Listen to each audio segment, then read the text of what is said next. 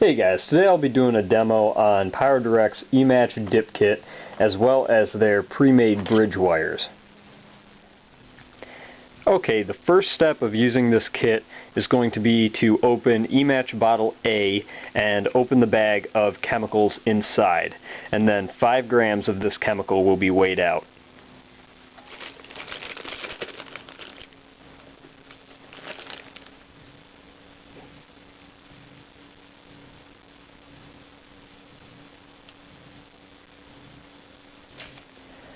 Okay, with our 5 grams of composition A weighed out, I will go ahead and pour this into a glass container. Here I'm using a Pyrex measuring cup. Now to this I'll add our nitrocellulose lacquer, and I'll just kind of dip it out with a butter knife, a metal knife, because nitrocellulose lacquer will melt all plastics. And so I'll just dip out a little bit into there, and we want to make the composition that is now inside this glass into a honey consistency.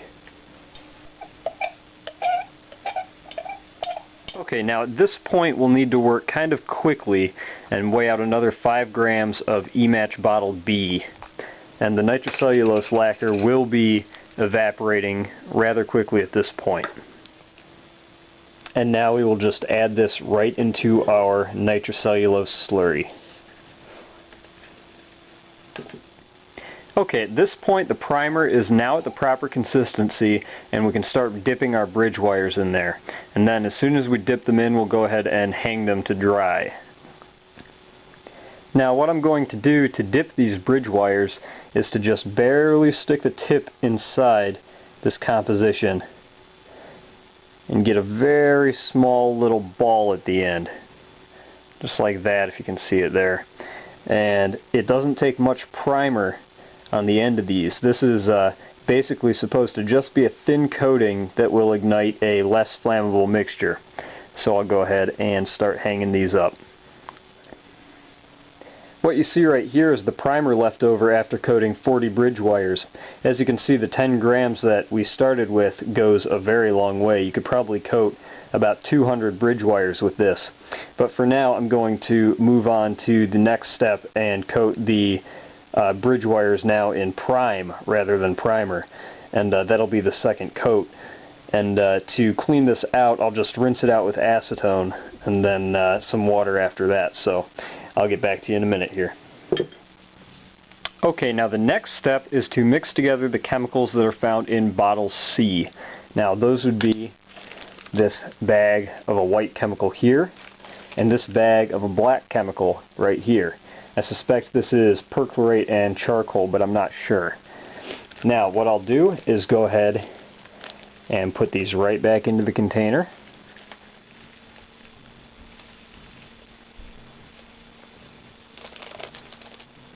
Okay, now we will close the lid on this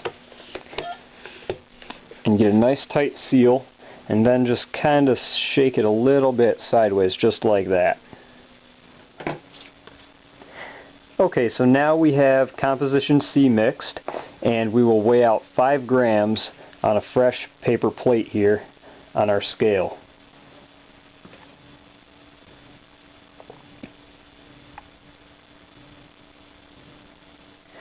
Now you can see volume-wise, 5 grams of this composition is much more than 5 grams of each of the individual chemicals that we weighed earlier for the primer. Now this mixture here is what is called the prime. Now what we did in the beginning was the primer, and that's a composition that is more sensitive to heat than this. This is a less sensitive chemical, but will provide more fire once the match head is ignited. So what we'll do is we'll go ahead and dump this back into our now clean glassware.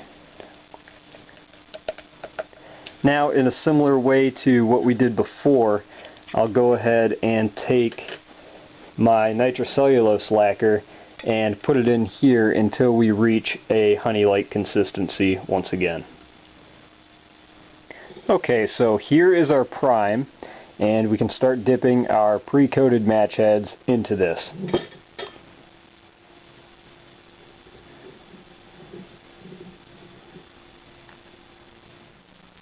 Okay, now that our eMatches are coated with both primer and prime, and they started off looking like this, just a bare bridge wire like that, we can go ahead and give them their final coat of nitrocellulose lacquer, and that is the final step.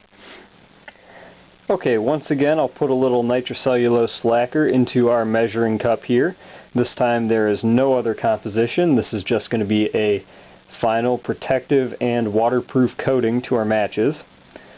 And I'll just put as much as I think I need to coat these heads here. It's probably not going to take very much. Okay, and now I'll just start dipping these into my nitrocellulose.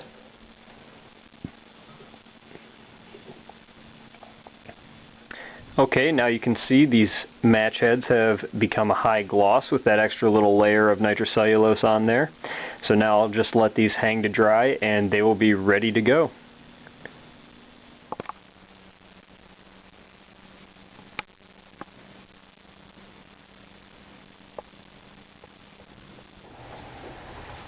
Here's our final test with a AA battery.